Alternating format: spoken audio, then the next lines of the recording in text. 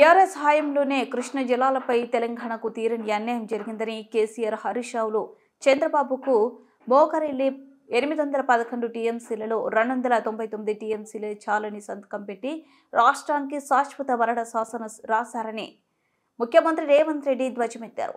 కేసీఆర్ను గుండెల్లో పెట్టుకుని మహబూబ్ నగర్ ప్రజలు రాజకీయ దీక్ష పెడితే ఆయన వారి గుండెల మీద తన్నారని, ఎంపీగా గెలిపించిన ప్రజలను మోసం చేశారని విమర్శించారు. కేసీఆర్ కేంద్ర మంత్రిగా ఉన్నప్పుడే వైఎస్ పోతిరెడ్డిపాడు హెడ్ రెగ్యులేటర్ను నిర్మించారని చెప్పారు.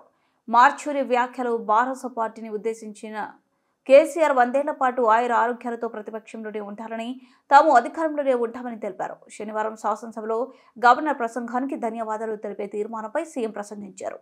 4 కోట్ల మంది తెలంగాణ ప్రజలు కేసీఆర్ వద్ద ఉన్న కుర్చీని గుంజుకొని తనను కూర్చోబెట్టారని, ఇక ఆయన వద్ద నుంచి తీసుకోవాల్సింది ఏమీ లేదన్నారు.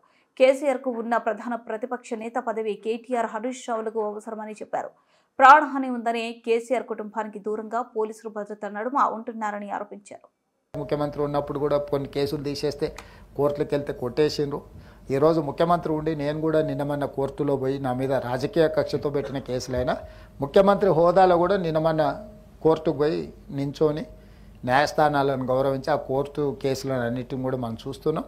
డెఫినెట్గా తీయగలిగిన కేసులు ఏమేమి ఉన్నాయో వాటిని పరిశీలిద్దాము.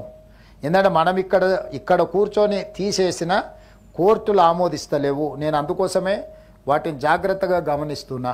వాటిని కొంత మనం పక్కాగా ప్రణాళిక చేసుకొని ముందుకెళ్తే తప్ప ఈ కేసులను తీయడానికి అవకాశం లేదు. కాబట్టి వాటిని ఎట్లా తీయాలి, ఏం చేయాలనేది ఓ రోజు సభలో చర్చించి అందరి సూచన మేరకు నిర్ణయం తీసుకుందాం.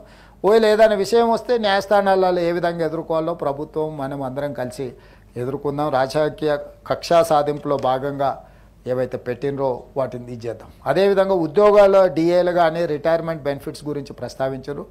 అధ్యక్ష, 8,000 కోట్ల రూపాయలు బకాయిలు ఉన్న ప్రభుత్వ ఉద్యోగుల యొక్క బెనిఫిట్స్, డిఏలు, ఇతర డిఏలు కాదు అసలు బెనిఫిట్స్ రిటైర్ అయిపోయిన వాళ్ళకు వారు మాకు ఇచ్చిపోయిన నజరానా. ఇప్పుడు మేము నెలకు 200 నుంచి 300 కోట్లు వాళ్ళకి ఇవ్వగలుగుతున్నాం. 1000 కోట్లు నెలకి ఇచ్చుకుంటూ పోతే కూడా సంవత్సరం పడుతుంది వాళ్ళ బకాయిలు తీర్చడానికి. వారి బకాయిలు ఎగ్గొట్టేదానికే 58 ఏళ్ళు ఉన్న రిటైర్మెంట్ వయసును 61 ఏళ్ళకి పెంచండి, ఇవన్నీ ఇవ్వాల్సి వస్తుందని. ఇప్పుడు ఆ 61 ఏళ్ళు పూర్తి అయిపోయినాయి, అందరు రిటైర్ అయిపోతారు. ఒక చిన్న అటెండరు ప్రభుత్వ ఉద్యోగి రిటైర్ అయితే మినిమం 50 లక్షలు ఇవ్వాల్సి వస్తుంది అధ్యక్ష. ఓ స్థాయి ఉన్న ఉద్యోగి రిటైర్ అయితే 1,12,00,000 మొన్న మా ఆర్థిక శాఖతో ఏదో సమీక్షిస్తూ ఒక ప్రభుత్వ ఉద్యోగి రిటైర్ అయితే ఎంత పడుతుంది ఆ భారం అంటే, అటెండర్ స్థాయి ఉద్యోగి అయితే 50 లక్షలు పడుతుంది, కొంచెం స్థాయి ఉన్న ఉద్యోగి అయితే 1,00,00,000 నుంచి 1,15,00,000 పడుతుంది సార్ అంటారు. వేలాది మంది ఉద్యోగులు ఈ 3 ఏళ్ళు పెంచడం వల్ల 3 ఏళ్ళు పూర్తి అయిపోయి ఇప్పుడు రిటైర్మెంట్ బాటన పడుతున్నారు. 8,000 కోట్లు రిటైర్డ్ ఎంప్లాయీస్ యొక్క బెనిఫిట్సే మా దగ్గర పెండింగ్ ఉన్నాయి. దాన్ని కూడా కొత్త బడ్జెట్లో ఆర్థిక మంత్రి గారు నేను చర్చించుకున్నాం. ఒక పరిష్కారం చూపిస్తే ఎవరు ఎక్కడికి వెళ్ళాల్సిన పని లేకుండా వాళ్ళకి ఎప్పుడు వస్తే ఒక స్పష్టత ఇస్తాం.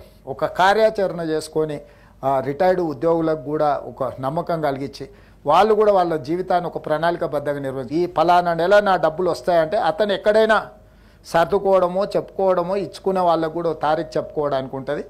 క్లియర్గా వాళ్ళ సీనియారిటీ ప్రకారం ఏ రకంగా చేస్తామో సంవత్సరం తిరిగే లోపల 100% వాళ్ళ